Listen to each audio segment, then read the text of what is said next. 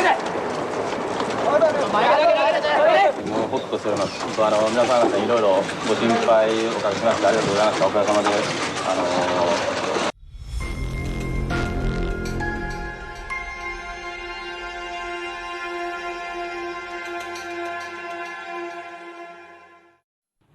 Halo Sobat Investigasi, selamat datang di channel MN Files.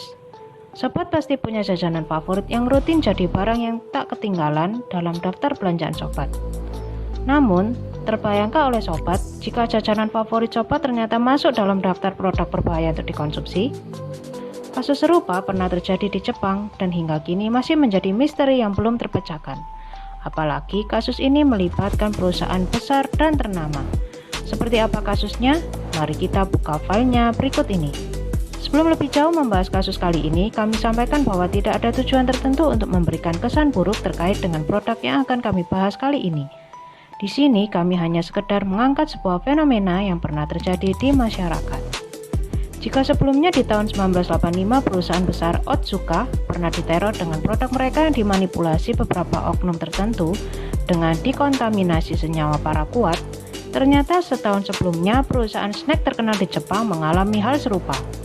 Perusahaan Ezaki Glico atau yang dikenal dengan snack Pocky adalah salah satu perusahaan snack terpopuler di Jepang. Namun pada 18 Maret tahun 1984, perusahaan Glico menjadi sorotan bukan karena sebuah pencapaian luar biasa, melainkan kasus teror. Pada malam itu, dua orang pria bertopeng memasuki kediaman Presiden Glico yaitu Katsuhisa Ezaki. Sekitar jam 9 malam waktu setempat, mereka mengikat istri dan putri Ezaki dan menyeret Ezaki yang tengah tanpa busana dari bak maninya. Ezaki dipaksa masuk ke dalam mobil dan dibawa pergi. Beberapa waktu kemudian, para penculik menuntut uang tebusan sebesar 1 miliar yen dan 220 pound emas batangan. Meski Ezaki berhasil meloloskan diri sebelum perusahaan menyerahkan tebusan, namun inilah awal teror dimulai. Pasca kejadian itu, 6 mobil di pabrik Glico ditemukan terbakar. Teror berlanjut dengan kiriman untuk perusahaan berupa sebuah wadah berisi asam klorida.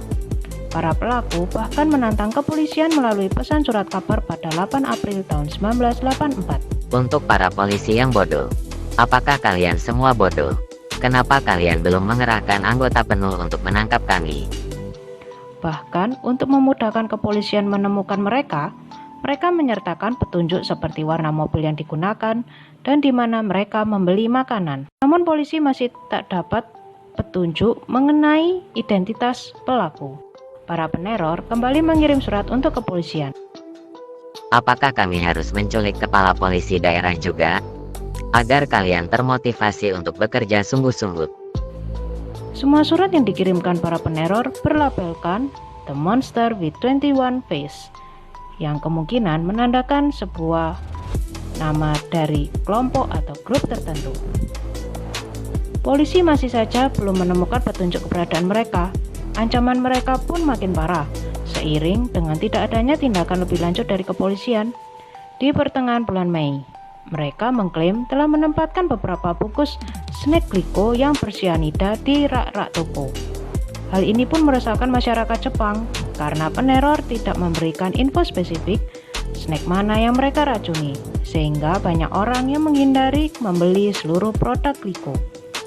Akibat hal tersebut, perusahaan terpaksa menghentikan sekitar 1.000 pekerjanya dan merugi sebesar 130 juta dolar. Karena surat ancaman itu, perusahaan terpaksa melakukan penarikan produk dari pasar termasuk produk Pocky. Meski kepolisian tak cukup yakin dengan tindakan peneror yang benar-benar memasang racun, pihak peneror puas dengan apa yang dialami perusahaan Glico. Hal tersebut mereka tuangkan dalam sebuah surat. Presiden Glico nampaknya sudah cukup tersiksa. Di grup kami juga ada seorang anak berusia 4 tahun dan setiap hari ia menangis karena tidak bisa membeli snack Glico. Kalian tahu, membuat seorang anak menangis karena tak bisa memakan snack yang disukainya adalah hal yang sulit. Surat ini membuat perusahaan sejenak lega karena teror yang datang kepada mereka pun berhenti. Sayang, ini bukanlah teror terakhir dari Monster with 21 Face. Para peneror melancarkan serangan mereka kepada perusahaan lain. Di bulan September tahun 1984, grup Monster meminta uang pada perusahaan Morinaga. Namun Morinaga menolak permintaan tersebut dan mereka pun mengirimkan surat ancaman di bulan Oktober. Kami telah menambahkan beberapa rasa khusus. Rasa potasium cyanida yang sedikit pahit. 20 kotak di toko-toko dari Hakata ke Tokyo. Tapi jangan khawatir, kami meninggalkan catatan di kotaknya. Polisi kemudian bergerak menuju toko-toko di sekitaran Hakata dan Tokyo dan menemukan kotak-kotak snack dengan label bertuliskan bahaya, mengandung racun, kau akan mati jika memakan ini, tertanda Monster 21 wajah. Label tersebut terdapat pada kotak produk Morinaga, yaitu Choco Balls dan Angel Pies.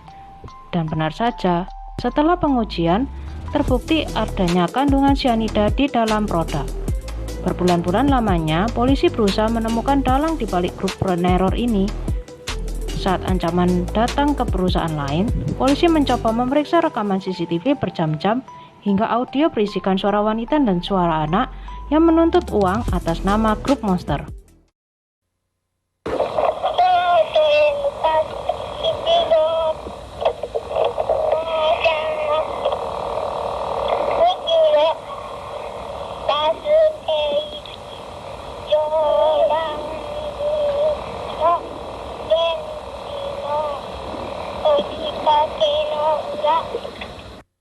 Meskipun terlihat tak membuahkan hasil, polisi mengklaim memiliki beberapa petunjuk, salah satunya yaitu rekaman CCTV yang menangkap seorang pria yang tengah meletakkan snack Glico di rak sebuah toko.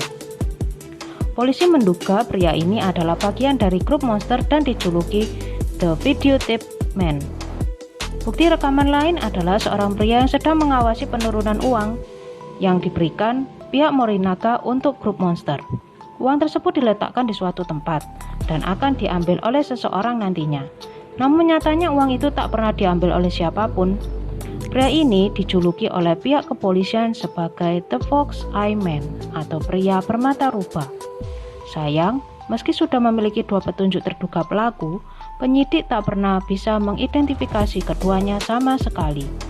Di bulan Januari tahun 1985, polisi wilayah Tokyo sempat menyoroti seorang pria bernama Manabu Miyazaki yang diduga menjadi sosok di balik grup Monster. Manabu dikenal sebagai penulis dan kritikus sosial yang sangat kritis mendukung para buruh dan serikat pekerja yang punya masalah dengan perusahaan Glico.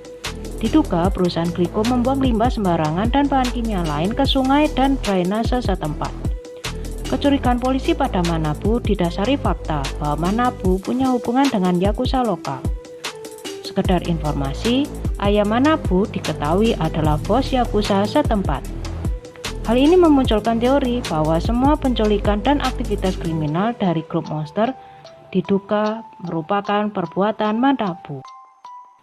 Polisi juga yakin bahwa wajah Manabu punya kemiripan 90% dengan sketsa pria bermata rubah.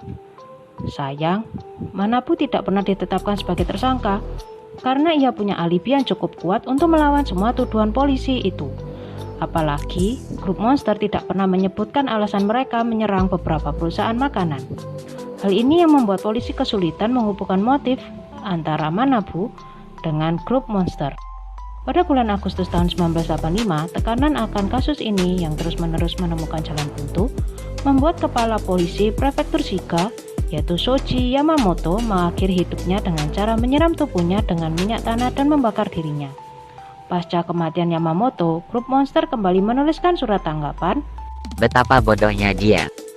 Berselang beberapa hari, grup Monster menyampaikan duka cita mereka. Kami memutuskan untuk memberikan belasungkawa kami. Masih dalam surat yang sama, mereka juga menuliskan, kami memutuskan untuk menghentikan seluruh teror kami kepada perusahaan pembuat makanan.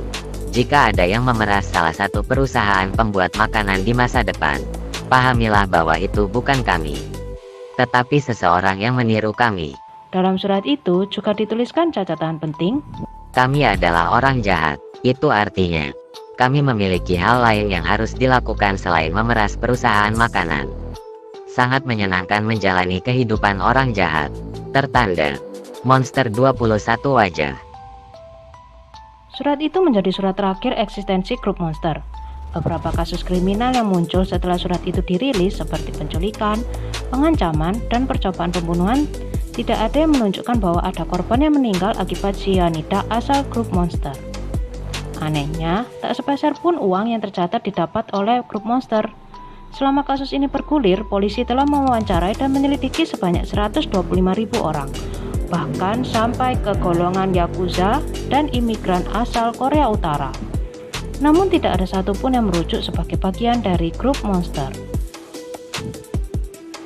Nah, bila nantinya ada yang menyerahkan diri dan mengaku bagian dari grup Monster, sayangnya polisi tidak dapat melakukan penahanan maupun melayangkan tuntutan apapun karena undang-undang pembatasan yang telah berakhir.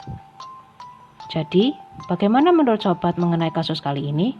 Apakah kasus grup Monster ini ada kaitan dengan kasus keracunan minuman di vending machine yang juga sempat terjadi di tahun yang sama? Atau hanya sekelompok orang yang tidak senang dengan kesuksesan perusahaan Glico dan Morinaga? Atau sekelompok orang yang digawangi oleh Manabu yang protes dengan aktivitas ilegal Glico? Atau mungkin hanya perbuatan orang iseng semata? Silakan tuliskan tanggapan sobat di kolom komentar. Sekian investigasi kali ini, jangan lupa untuk like, share, dan subscribe. Terima kasih dan sampai jumpa di video selanjutnya.